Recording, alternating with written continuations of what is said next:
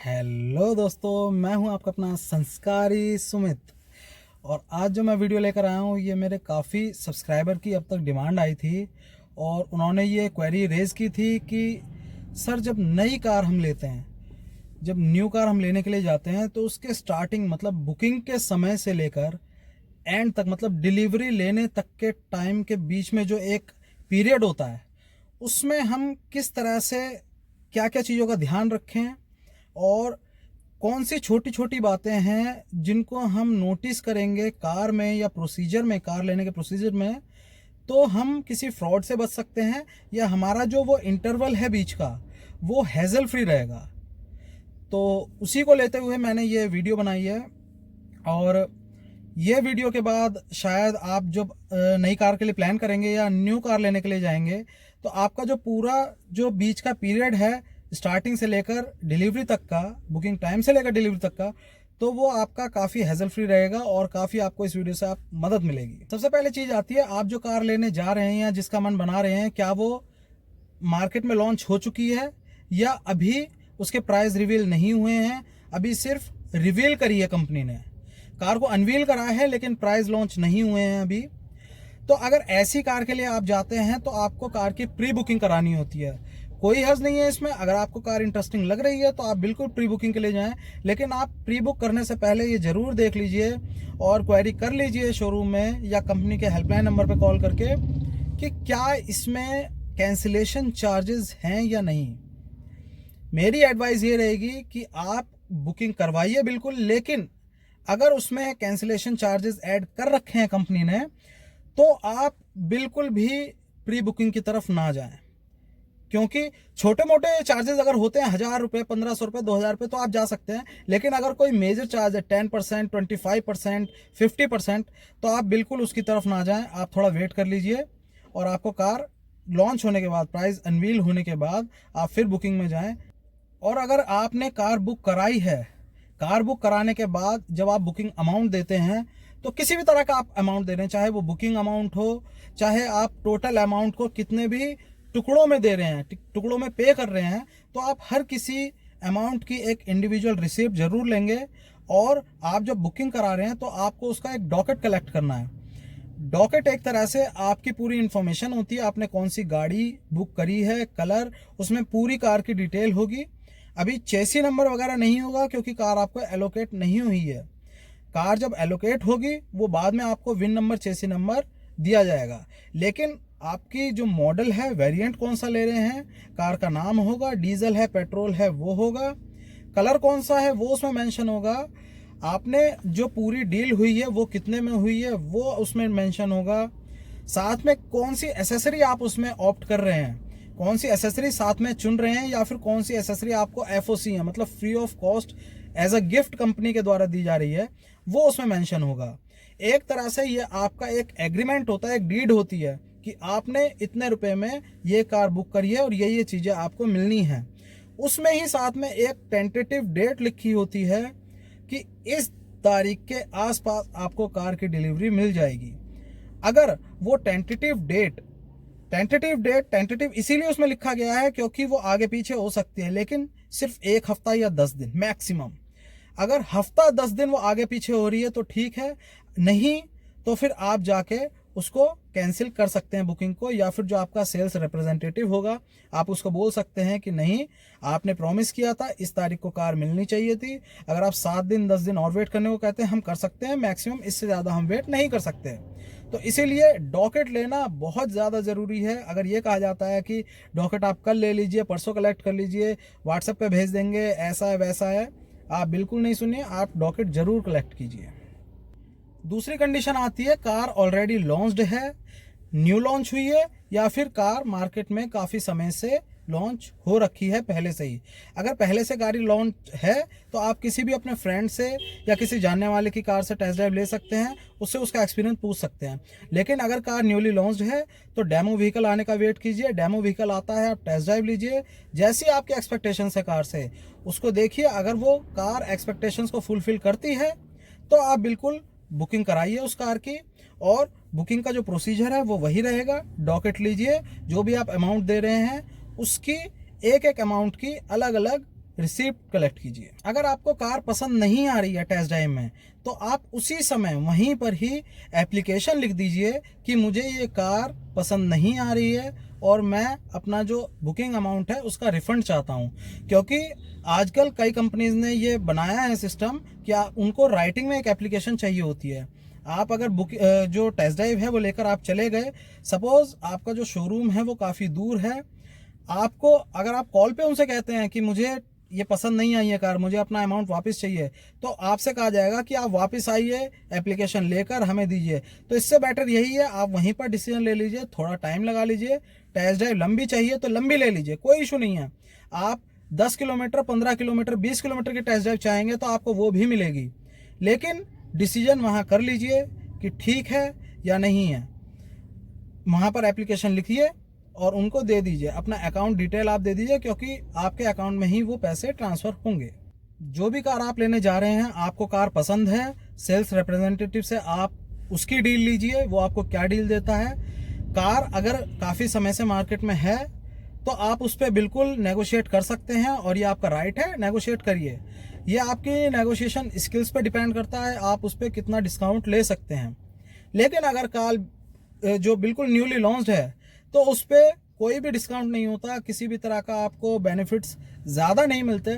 लेकिन फिर भी आप ये मत सोचिए कार न्यू है, आपको रिप्रेजेंटेटिव ने बोला कि कार न्यू है और कोई डिस्काउंट नहीं है और आप वहाँ गिव अप कर दें, बिल्कुल नहीं। आप कैश में डिस्काउंट नहीं ले सकते, कोई इशू नहीं है। आप as a goodwill, as a gift उनके साइड से आप प्रेशर दीजिए, आप उनकी साइड से कुछ भी एज एसेसरी जो है आपकी एसेसरी के रूप में आप उनसे एज अ गिफ्ट जो है कुछ ना कुछ आप उनसे ले सकते हैं। और वो भी अगर आप बिल्कुल जेन्युइन बायर हैं और उन्हें फील हो रहा है कि आपको ये कार लेनी है और आप अपनी साइड से ऐसा रिप्रेजेंट करते हैं कि हाँ मुझे ये कार चाहिए और मैं बिल्कुल इसके लिए सीरियस हूँ, तो बिल्कुल आपको देंगे एज अ गिफ्ट, कुछ ना कुछ चीज़ें आपको ज़रूर लगा के देंगे। अगर आपका डीलर आपसे फुल अमाउंट मांगता है कार का, हालांकि अभी कार वहां पर पहुंची नहीं है, क्योंकि मोस्टली कार जिनकी प्री बुकिंग चल रही होती है या बहुत ज़्यादा डिमांड में होती हैं, तो डीलर के एंड से ये कहा जाता है कि आप फुल अमाउंट पे करिए। अगर आप कैश में कार लेना चाह रहे हैं तो आप बिल्कुल फुल अमाउंट पे कर सकते हैं, उसमें कोई इशू नहीं है। और इससे देखिए डीलर भी एक प्लानिंग करता है आपके लिए, आपकी बुकिंग है, आपको जो टेंटेटिव डेट दी है उसने डॉकेट में, उसको प्लान करना है। बाकी जो भी जिन्होंने बुकिंग कराई है उस कार की, उनको भी उसे हैंडल करना है, सारी डेट्स पर डिलीवर करनी है कार।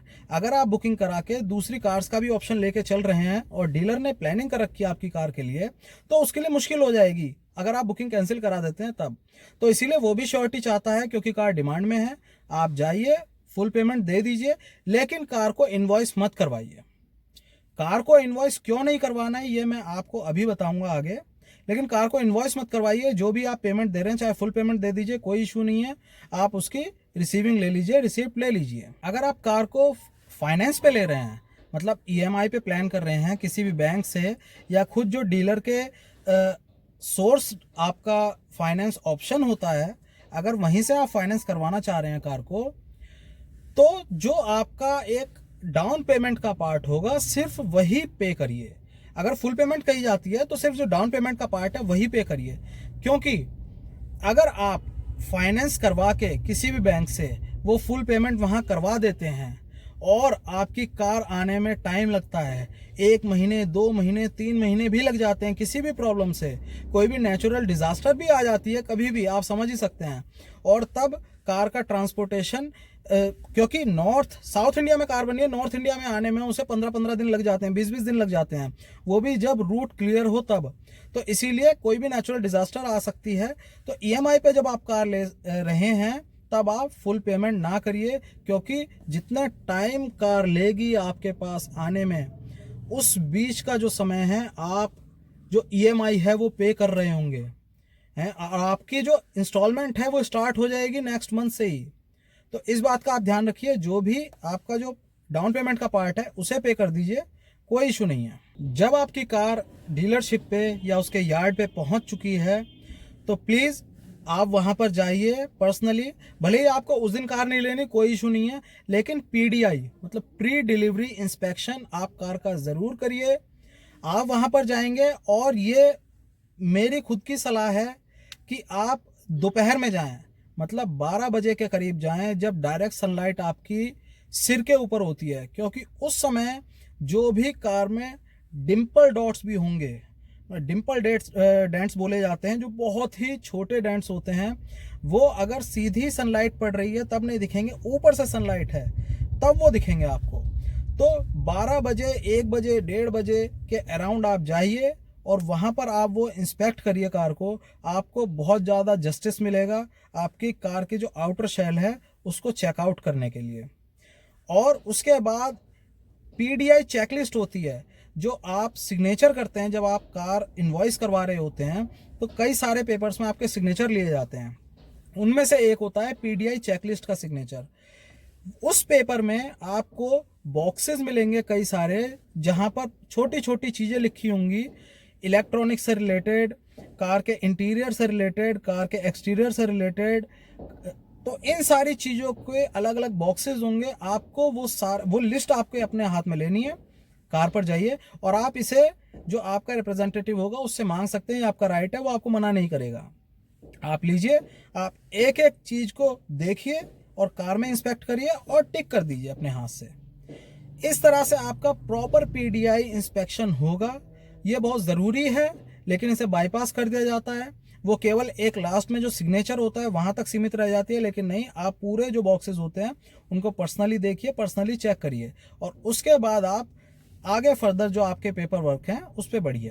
अब जब आपकी पीडीआई हो गई है और आपका सारा पेपर वर्क कंप्लीट हो चुका है, आप सिर्फ कार की डिलीवरी के लिए ही वहाँ पर वेट कर रहे हैं, तो उस समय में, क्योंकि जब इंश्योरेंस होता है, इंश्योरेंस होने में भी आधा घंटा, पौना घंटा, कभी कभी 1 घंटा लग जाता है उसके वेरिफिकेशन होने में। जो आपका बीच का समय है, आप उसको कैसे यूटिलाइज करेंगे?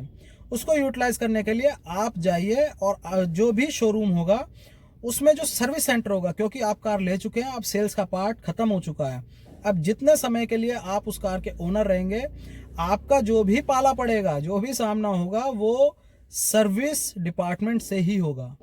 तो इसीलिए उस बीच के समय में आप जाइए और जो सर्विस डिपार्टमेंट है उसमें देखिए, बातचीत करिए लोगों से, और सबसे पहले जिससे आप मिलेंगे वो होगा वहाँ का सर्विस मैनेजर। आप उससे बातचीत करिए, आप बताइए आपने कौन सी कार ली है, कार के सर्विस शेड्यूल में, हालांकि आपको मैनुअल में सब कुछ मिलेगा, लेकिन फिर भी आपका एक गुडविल जेस्चर होगा।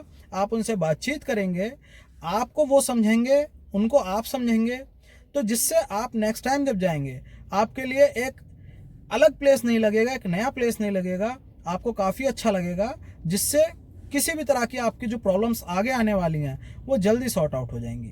तो ये थी कुछ ज़रूरी बातें जो आपको ध्यान रखनी है जब भी आप नई कार का प्लान कर रहे हैं या फिर नई कार लेने के लिए जा रहे हैं। तो अगर आपको ये इन्फॉर्मेशन अच्छी लगी और आपके जो न्यू कार लेने के एक्सपीरियंस है उसको और बेटर करेगी, तो प्लीज़ मेरे इस वीडियो को लाइक कीजिए, चैनल को सब्सक्राइब ज़रूर कीजिएगा, जिससे मुझे एनकरेजमेंट मिलेगा और मैं आगे इसी तरह की नई और अच्छी इन्फॉर्मेटिव वीडियोस लाता रहूँगा।